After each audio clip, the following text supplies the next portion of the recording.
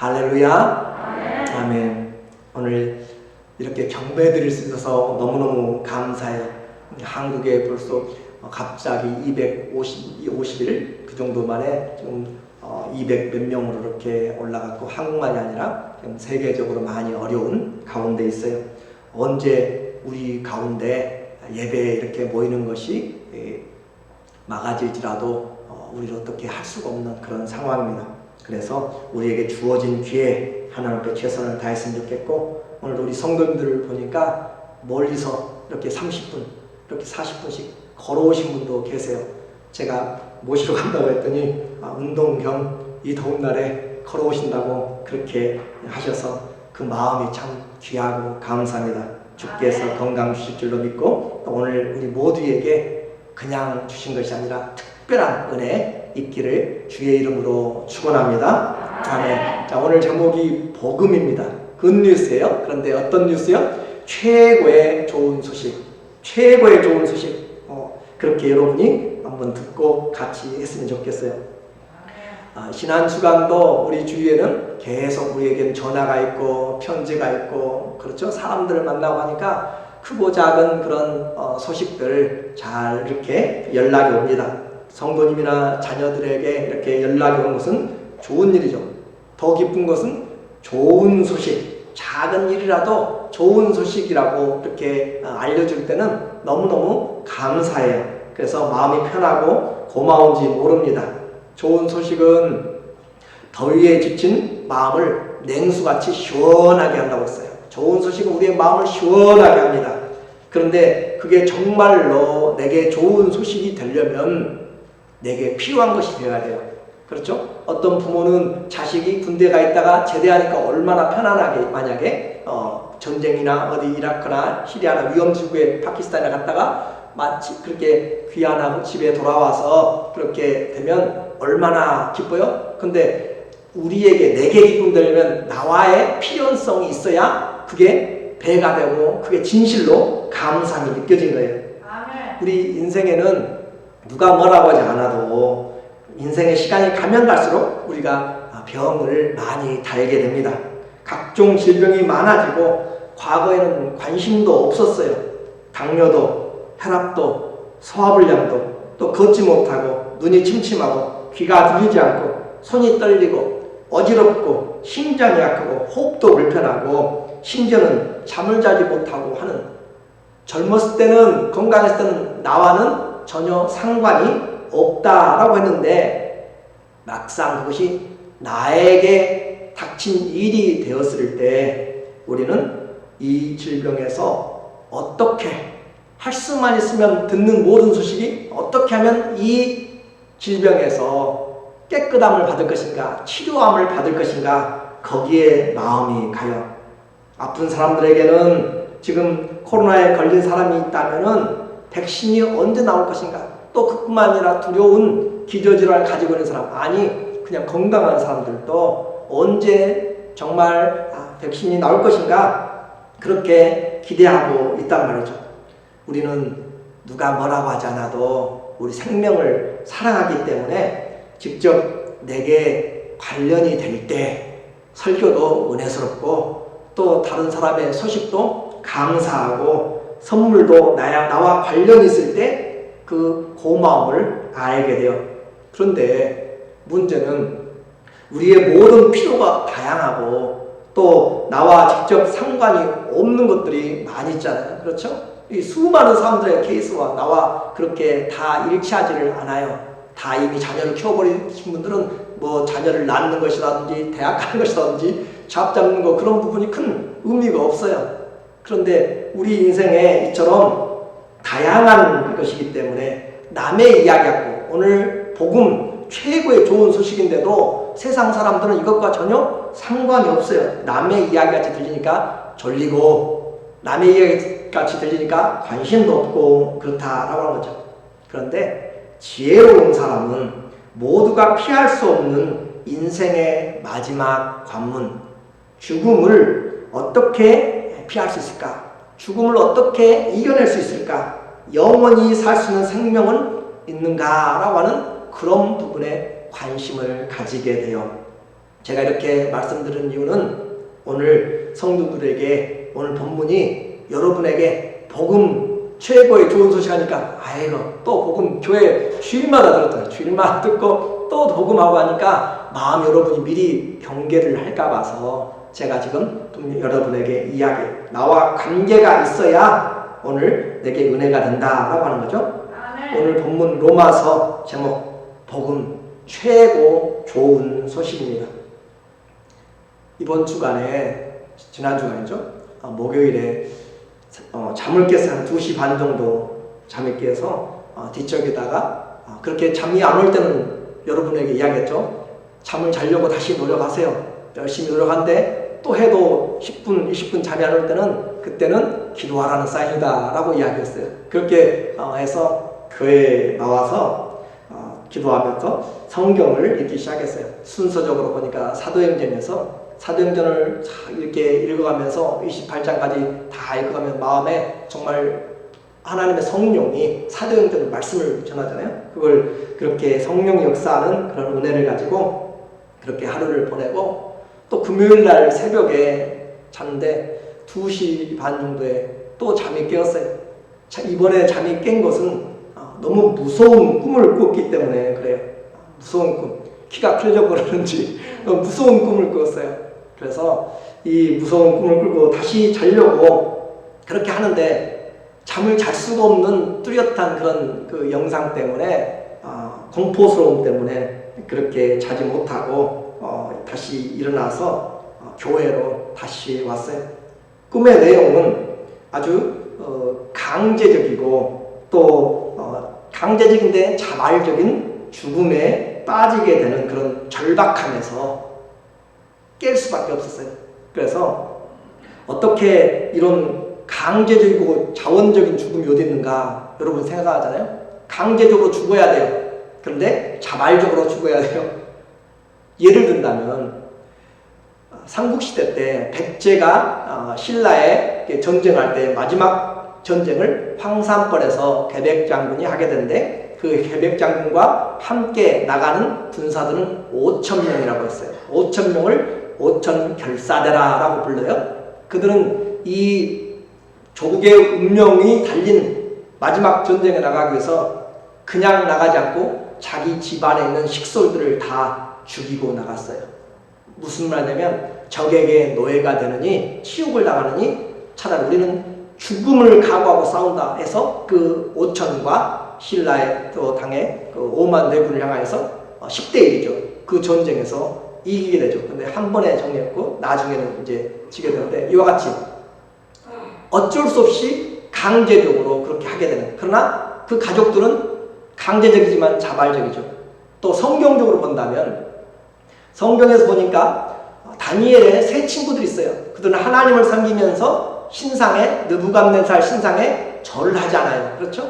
절을 하지 않기 때문에 강제적으로 풀무불에 던져줘야 돼요. 근데 그들은 어떻게 해요? 죽음을 피하거나 도망가지 않고 자원하는 것으로 죽음을 맞이해요.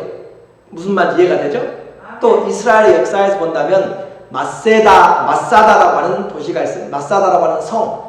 AD 70년에 로마가 이스라엘을 유다를 공격해가지고 다 망하게 하고 그리고 마지막 남은 이 남쪽 광야에 그곳에 마사다라고 하는 높이는 400m가 되는 곳인데 그곳에 우물도 저축할 수 있도록 그렇게 물을 저축할수록 그런 식수통도 있고 또 창고도 있고 헤롯의 궁전도 있고 하면서 그곳에서 싸울 수 있는 마지막 한 거지로 다른 곳은 다 점령됐는데 이곳에서 3년을 한 거였어요.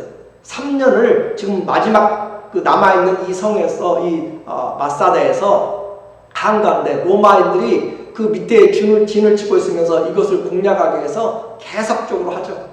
그리고 이제는 마침내 그 로마가 성을 같이 쌓아서 토성을 쌓아서 올라오기 시작하는 그 절체절명의 시기, 그때 한 1,000명 정도가 그 마사다에 남아있었어요. 가족들도 있고 군인들도 같이 있는 거죠. 그때 그들은 제비를 뽑습니다. 저 이방인 로마가 들어와서 우리를 능욕하고 우리를 노예로 끌어가는 것보다 우리는 차라리 성별된 구별된 이스라엘로 죽자라고 하는 그런 결단하게 돼요. 그래서 자살은 성경에 금한 것이기 때문에 서로가 서로를 제비 뽑아서 서로 죽여요. 강제적이죠. 그런데 그 죽음 어때요? 자발적이죠.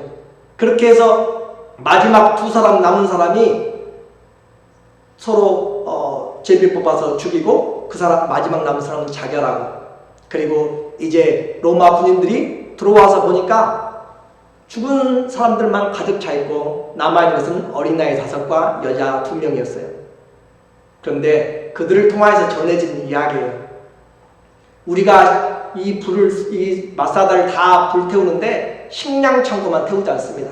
이유는 우리가 이렇게 죽은 것은 우리가 싸울 능력이 없거나 또 다른 것이 아니라 오직 식량이 없어서 간 것이 아니고 우리는 식량도 충분하다. 그런데 너희에게 이런 노예가 되는 것이 두려워서, 노예가 되는 것보다 차라리 죽음을 택한다라고 하는 그런 이야기를 하게 되죠.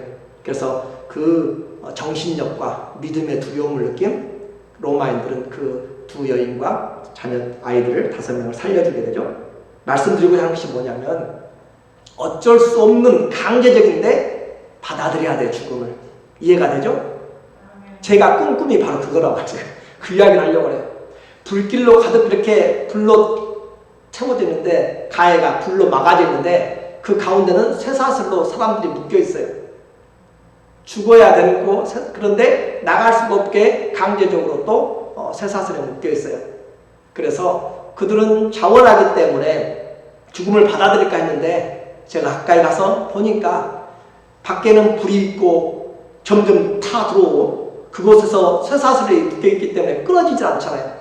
끊어지지 않는 것을 끊으려고 몸부림치는 불가능한 그 노력을 하고 있는 죽음에 대한 공포를 보면서 제가 잠이 깨었어요. 그래서 교회에 와서 성경을 읽으면서 이 생각, 이 공포에서 믿음은 어떻게 내 삶에 적용되는가, 그걸 생각을 하게 되었어요. 그래서 교회 와서 순서대로 이제 로마서를 읽기 시작했습니다. 그리고 제가 로마서를 수백 번 읽었잖아요, 이제까지. 그 읽으면서도 이제까지 깨달았던 것보다 더 이게 내게 일이 됐어요, 내 일이. 무슨 말인지 알죠? 이 구원이 내 인생에, 내 삶에 하나님이 말씀하신 것으로 그렇게 다가오니까 그 구원의 기쁨이 무엇인지, 사망이 왜 더 이상 두려움과 공포가 되지 않는지 성경을 읽는 가운데 순서적으로 저에게 다가왔어요. 로마서 3장 23절에 보니까 모든 사람이 죄를 범하였음에 하나님의 영광에 이르지 못하더니, 그래, 우리는 모든 사람이 죄를 범하였다고 하나님의 눈에, 창조자의 눈에 그렇게 분명하게 율법에 이야기를 했어요. 하나님 영광에 이르지를 못해요.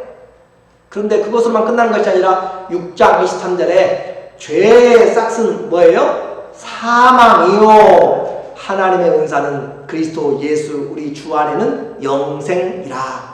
죄를 범한 자는 그 죄의 결과는 사망을 받게 돼 있어요.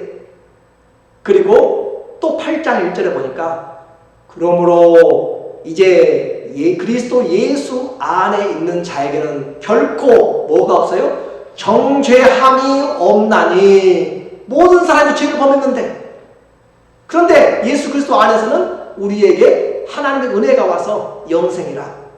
예수 그리스도 안에 있는 자에는 결단코 정죄가 없다. 그리고 2절에 이는 그리스도 예수 안에는 생명의 성령의 법이 죄와 사망의 법에서 너를 해방하였노라. 해방시켰다 라고 이렇게 그 죽음의 쇠사슬, 죄의 쇠사슬을 완전히 풀어서 끊어버린 그것을 우리에게 말씀을 해주는데, 그것이 곧 내게 말씀을 해주는 것과 같이 저한테는 느껴졌습니다. 그래서 새벽에 로마서를 기도하면서 16장까지 다 이렇게 기도하는 마음으로 읽었어요. 하나님이 말씀하신 바, 바울이 전할 수밖에 없는 복음이 마음에 깊이 새겨지고, 가면서 그냥 갈 수가 없어서 기도하고, 또 그냥 갈 수 없어서 기도하고, 그렇게 하면서 성경을 읽게 되었어요. 그래서 이 로마서가 이 말씀을 보면서 이 구원의 복음을 쓸 수밖에 없었던 그런 바울의 은혜, 그 절절히 느끼고 죄와 죽음 앞에 선 인생에게 하나님이 요구하시는 것은 오직 믿음, 오직 은혜, 오직 하나님께 영광을 통하여서 그 복잡해지고 두려운 마음에 생명과 소망의 풍성한 은혜를 베풀어 주시는 그것으로 바꾸는 하나님의 손길을 보게 되었습니다. 이 로마서가 왜 성경이라고 하는 반지 중에서 그 반지에 있는 보석 다이아몬드인지, 다이아몬드라고 그렇게 이야기하는 사람들처럼 왜 이 로마서가, 그래서 어느 분의 이야기처럼 무인도에 혼자 가서 성경 전체 66권을 가지고 가지 못했을 때 오직 하나만 가지고 간다면 이 로마서를 가지고 나는 무인도에 가서 가겠다라고 할 정도로 왜 그렇게 이 논리적으로 잘 우리에게 하나님이 말씀하시는지. 그런데 중요한 것은 이 꿈을 꾸고 말씀을 묵상하면서 내 삶에 적용점이잖아요. 나는 이 말씀을 어떻게 적용할 것인가 한번 생각해 봤어요. 어떻게 주님 이것을 내 삶에 적용할까요? 그런데 목회자가 꿈속에서 죽음의 눈앞에 이런 두려운 감정을 느꼈다면 좀 더 인생의 종착역에 가까이 가 있는 그런 사람들은 얼마나 잘 준비되었을까라고 하는 생각이 들었습니다. 지금 내가 할 일은 모두가 직면한 이 죄의 쇠사슬과 사망의 불에서 구원의, 영원한 구원의 그 확신을 전해야 되겠고, 아니 전하는 것으로 끝나지 않고 제가 확인을 해야 될 필요가 있다라고 하는 그런 마음의 감동이 왔어요. 여러분에게 그 내가 예수 그리스도의 그 구원의 은혜를 확신하는 것으로, 전하는 것으로 끝나지 않고 내가 어떤 환경 가운데서도 이 구원의 말씀이 내 삶에 그대로 확인되고 경험되고 체험되는지 그것을 확인해야 될 필요가 오늘 말씀을 시작하게 된 동기입니다. 그래서 이 로마서를 통해서 사망 권세를 깨뜨리고 영생의 소망과 큰 은혜를 주신 하나님께 감사하는 그런 경험적인 신앙, 인격적인 신앙을 갖게 하기 위함이죠. 바라기는 우리 주의 성령께서 큰 은혜를 베풀어 주셔서 우리 성도님들과 최고의 복된 좋은 소식을 모두가 다 가지고 이 땅을 살아가면서 그 모든 복음을 전하는 그런 하나님의 사람들 되기를 원합니다.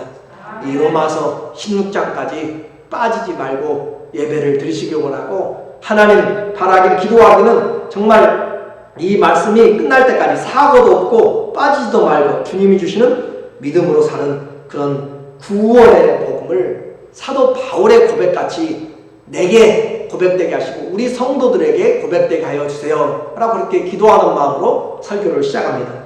1장 16절에 바울의 고백을 보니까 16절에 내가 복음을 부끄러워하지 아니하노니 이 복음은 모든 믿는 자에게 뭘 줘요? 구원을 주시는 하나님의 능력이 됨이라. 아멘. 첫째는 유대인에게요, 둘째는 헬라인 모든 이방인들에게라.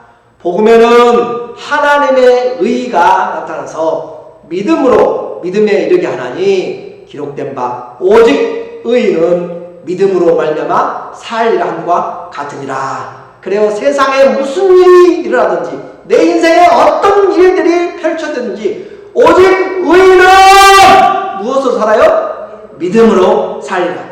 기억하십시오. 여러분이 어떤 꿈을 꾸든지 어떤 인생의 경험을 하든지 의인은 믿음으로 사는 것입니다. 그래서 믿음이 이 세상을 이기는 것이고, 이것이 그냥 전해진 것이 아니라 바울의 신앙의 고백처럼 제 신앙의 고백이 되고 여러분의 신앙의 고백이 되고 우리의 자녀들의 고백이 되고 그렇게 되어야 말씀이 능력 있는 것이고 하나님이 우리의 주가 되셔서 주님이 주시는 복음, 최고 좋은 소식이 되는 것이에요. 성경이 말하는 복음, 굿뉴스입니다. 이게 내게 좋은 소식이 되려면 뭐가 돼야 돼요? 내게 필요가 있어야 되는 거죠. 내게 필요가 돼야 제가 지금 이렇게 이야기하고 있어도 필요가 돼야 정신이 나는 것이고 필요가 돼야 내가 관심을 쓰는 것이지 나하고 상관이 없으면 전혀 상관이 없어요. 환자에게 의사가 필요해요. 그렇죠? 환자에게 의사가 필요해요.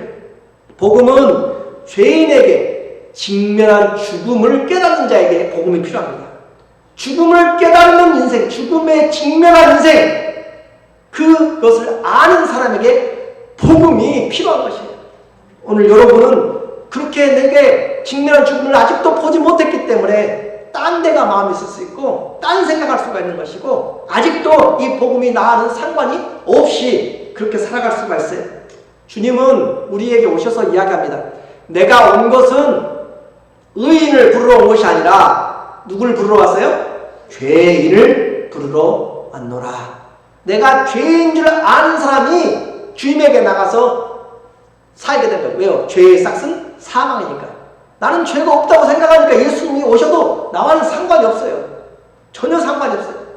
예수님은 죄인을 구하러 왔고 병든 자에게 의사가 필요하고 죽음에 직면한 인생을 깨닫는 자에게 구세주 예수가 필요합니다. 그것이 바로 바울이 깨달은 성경의 인생이에요. 죄인된 인생은 예외 없이 죽음의 종착역을 향해서 달려가는 급행열차입니다. 옛날 말로 급행열차. 초음속의 속도로 달려가고 있어요. 그리고 그 곳에 도착하는 것은 죄의 길을 통해서 영원한 멸망, 사망의 장소입니다.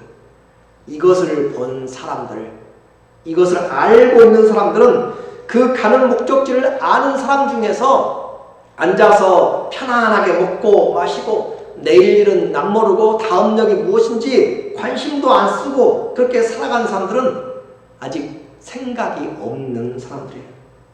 뒤로 돌아갈 수 없는 죽음행 인생 열차를 탄 사람은 최소한 이 열차가 어디로 가는지 알아야 돼요. 고향으로 가는 열차인지 전쟁터로 가는 열차인지 죽음으로 가는 열차인지 천국으로 가는 열차인지 알아야 되는 것이에요. 바울은 2000년 전 로마에서 인생 열차를 타고 죽음의 종착역으로 가는 자들에게 복음을 담은 편지를 쓰고 있어요. 아니, 그 열차에서 안내 방송을 하고 있어요. 오늘 1절입니다. 로마서 1장 1절에 예수 그리스도의 종 바울은 사도로 부르심을 받아 하나님의 복음을 위하여 택정함을 입었으니 이제 그는 알았어요.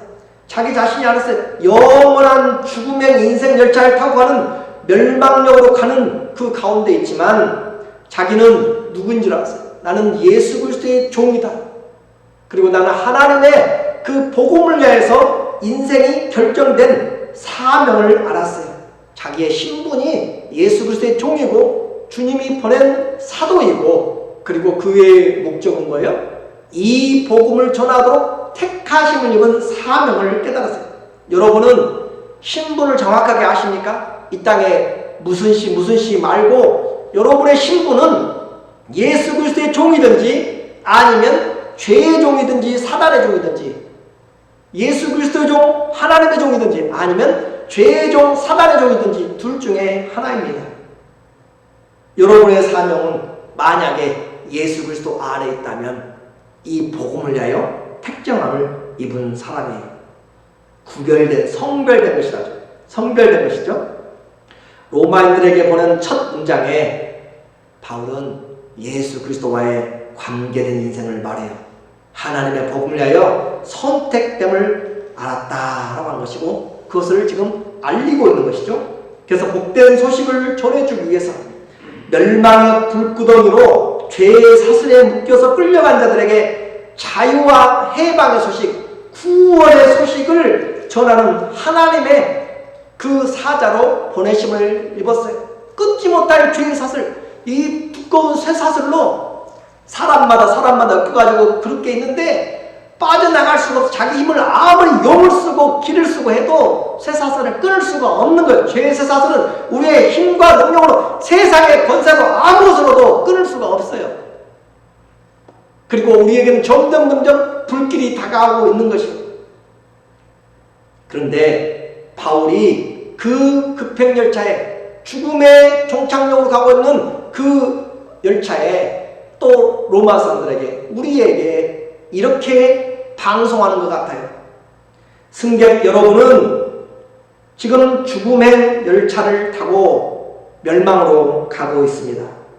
살기 원하면 다음 역에서 반드시 천국행으로 갈아타십시오. 다시 말씀드립니다. 이 기차의 종착역은, 이 인생 열차의 종착역은 죽음, 멸망의 장소입니다.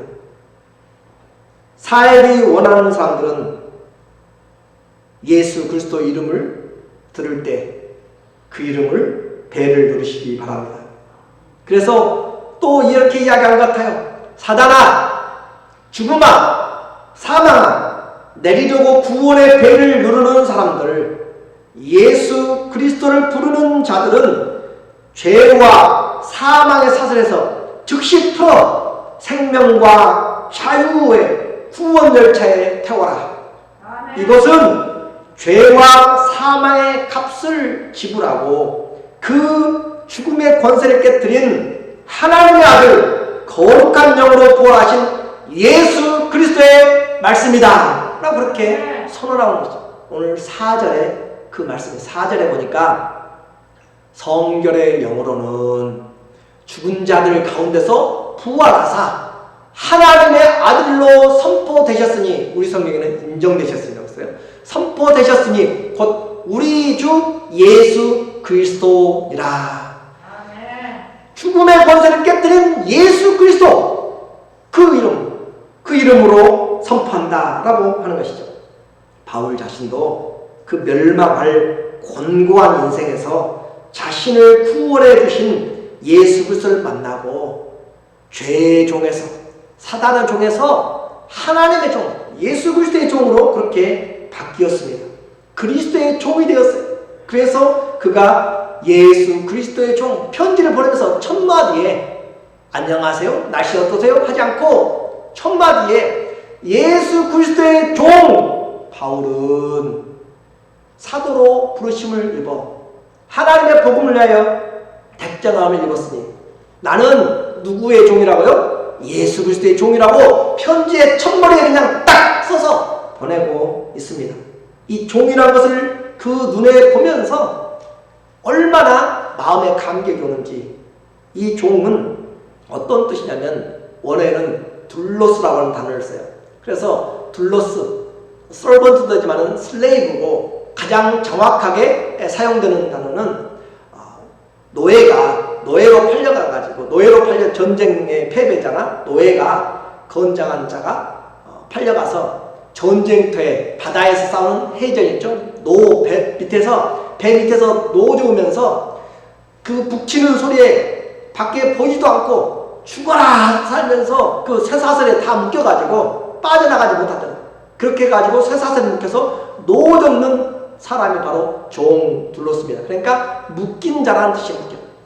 쇠사슬에 묶여서 빠져나가지 못하고 죽든지 살든지 거기서 죽으면 그 쇠사슬에 빠져서 바다에 던져지게 되는 것이죠.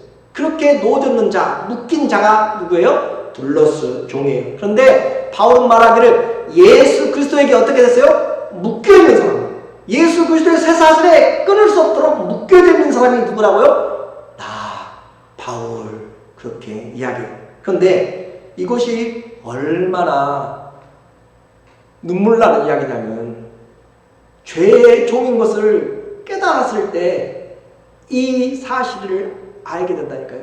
그 배 밑창에서 밖에 보지도 못하고 쇠사슬에 묶여서 전 죽음만이 해결될 수 있는 그곳에서 죄의 종으로, 노예의 종으로, 그렇게 노예로 묶여있던 자인 것을 알아야 그곳에서의 해방이 무엇인지, 밖에 나가서 시원한 공기와 나가고 싶어서 마음대로 먹고 싶은 것과 쉬고 싶을 때 쉴 수 있는 것과 내 발길이 닿는 대로 내 눈이 바라보는 것을 바라볼 수 있고 내가 그렇게 할 수 있는 그것은 노예가 되어봐야 해방의 기쁨을 아는 것이.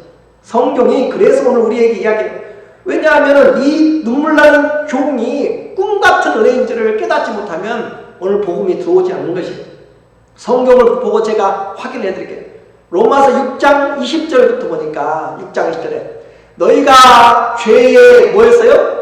종이더니 뭘로 묶여있는? 쇠사슬로 묶여있는 누구에게? 사단에게 묶여있는, 죄에게 묶여있는, 아무도 끊을 수 없는 그런 종이었는데, 종이 되었을 때는 의에 대해서, 하나님의 의에 대해서는 전혀 관심이 없어요.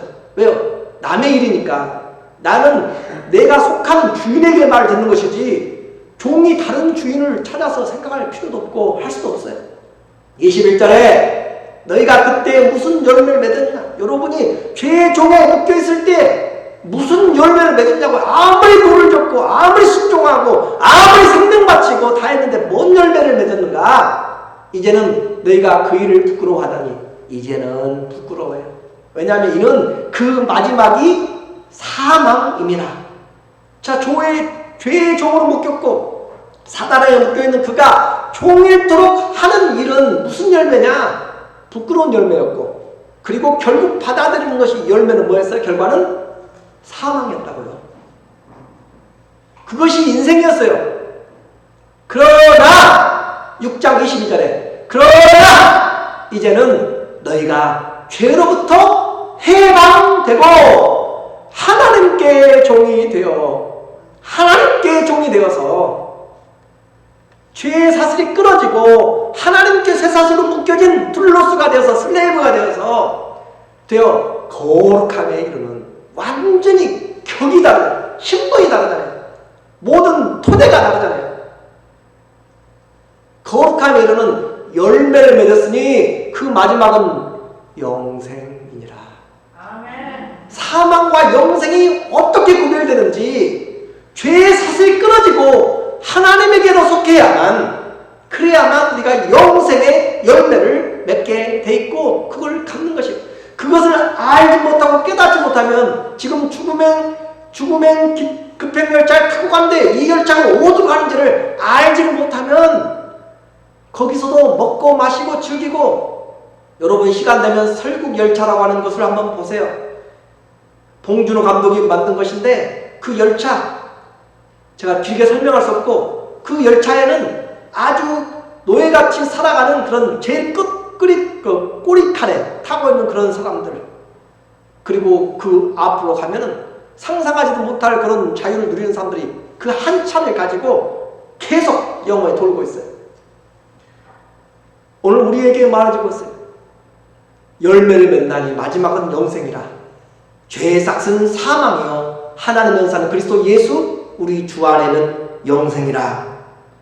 우리는 죄의 종, 사단의 종, 부끄러운 열매와 그 마지막은 사망에 묶여 있었는데 이제는 예수 그리스도의 구속으로 사단과 죄의 종된 사슬을 풀리고 의로운 일에 묶여진, 하나님에 묶여진, 그리스도에게 묶여진 종이 되었습니다. 이것이 바로 영원한 생명으로 우리에게 주어진 인생의 역전이고, 이것이 바로 우리에게 주어진 복음 최고의 좋은 소식.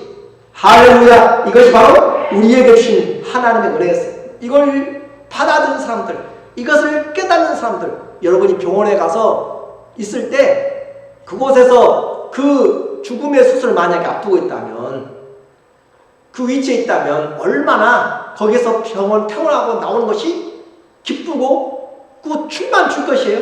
노래만 부를 것이에요. 만나는 사람 다 밥 사주고 싶은 것이 그 죽음의 골짜기에서 빠져나온 거잖아요. 우리 성도님들 중에서도 가장 힘든 고비를 겪어낸 분이 계세요. 그냥 수술이 아니라 수술을 13번이나 하고 그냥 병실, 중환자실, ICU가 아니고 호스피스 하스피틀은 병원에서 포기한 사람들, 그곳에서 마지막 기다리는 것이 이 땅에 마지막 기다리는 장소잖아요. 그곳에 들어가면 살아나온 사람이 없습니다. 근데 그곳에서 빠져나온 분이 계시잖아요. 우리 박경은 집사님. 그분이 나와서 볼 때 그 기쁨은 말로 표현할 수 없고, 하나님의 은혜를 찬양하지 않을 수 없고, 하나님 앞에 내가 노래 부르지 않을 수 없고, 기도하지 않을 수 없고, 그 그 상황을 우리는 분명히 알아야 되는 것이죠.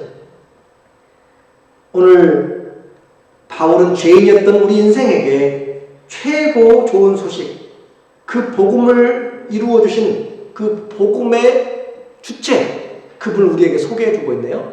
2절에 보니까 2절에 이 복음은 하나님의 복음을 택정할 것나니 이 복음은 하나님이 선지자들을 통하여 그의 아들에 관하여 성경에 미리 약속하신 것이라.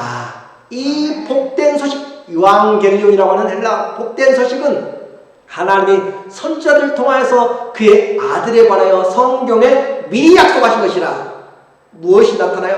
성경의 계시입니다. 미리 보여줬어요. 성경의 신실성이에요. 성경이 변하지 않고 그대로 이루어졌어요. 그래서 그리고 선지자들의 말을 통해서 하나님이 계속 알려준 하나님의 사랑이에요. 하나님의 구원의 계획이에요. 근데 그 복음이 무엇에 관한 것이에요? 아들에 관한 것이에요.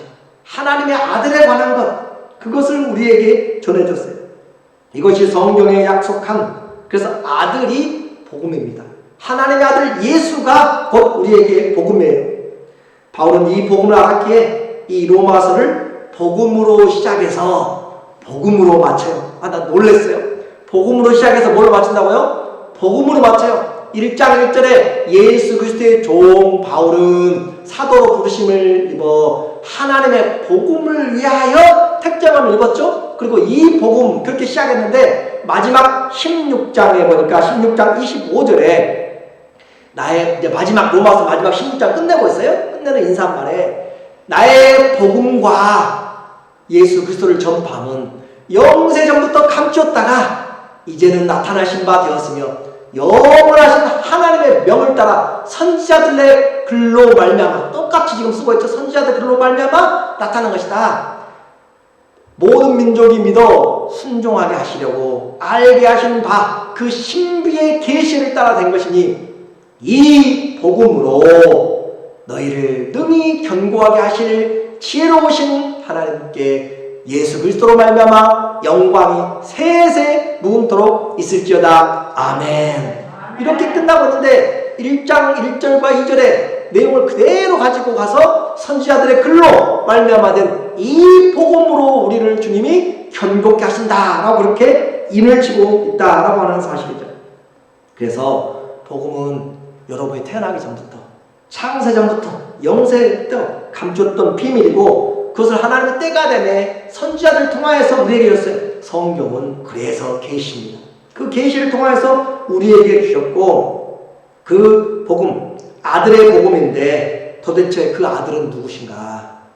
오늘 3절과 4절에서 이야기를 해줘요. 3절에 이 아들로 말하면 육신으로는 다윗의 혈통에서 나셨고 성결의 영으로는 죽은 자 가운데서 부활하여 능력으로 하나님의 아들로 인정되셨으니 곧 우리 주 예수 그리스도시니라. 이 아들 누구냐? 육체로는 우리가 똑같이 성육신하신 분이시고 그리고 말씀대로 죽으시고 부활하신 예수 그리스도 우리의 주님이시다 라고 그렇게 이야기했습니다. 오늘 결론입니다. 우리는 기독교의 공식을 알아야 돼요. C.S. 루이스가 기독교 공식이라는 말을 했었는데 기독교의 공식, 우리가 믿는 것이, 우리는 믿는다. 뭘 믿습니까? 예수 그리스도 주님이 우리를 위해서 죽임을 당했음을 믿어요. 믿습니까? 믿습니까? 예수님이 우리의 죄를 위해서 죽임을 당했을 것을 우리는 믿는 것이에요.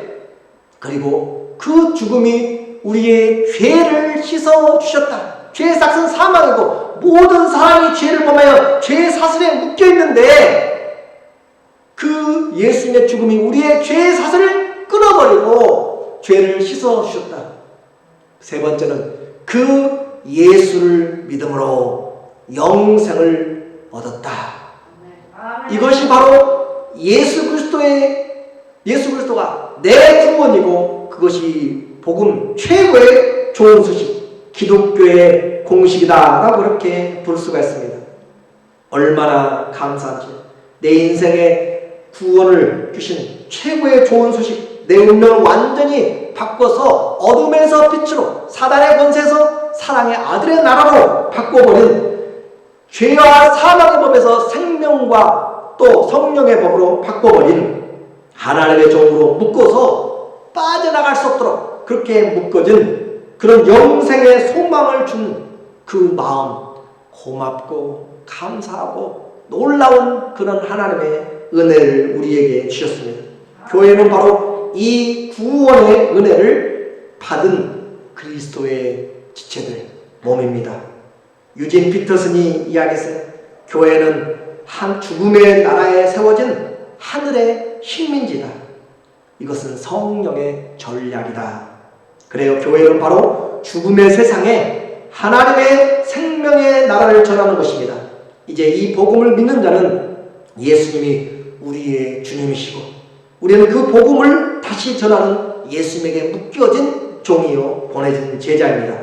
아직도 죽음의 인생 열차를 타고 멸망으로 가는 사람들이 있다면 예수 그리스도의 종 사도가 성령을 통해서 전하는 구원의 복음을 듣고 구원의 열차로 갈아타기를 원합니다. 복음이 인생을 바꿉니다. 하나님께 영원한 감사, 내게 경험되고 체험된 그런 구원의 믿음이 저와 여러분을 영원토록 견고케 하시기를 예수님의 이름으로 축원합니다. 아멘.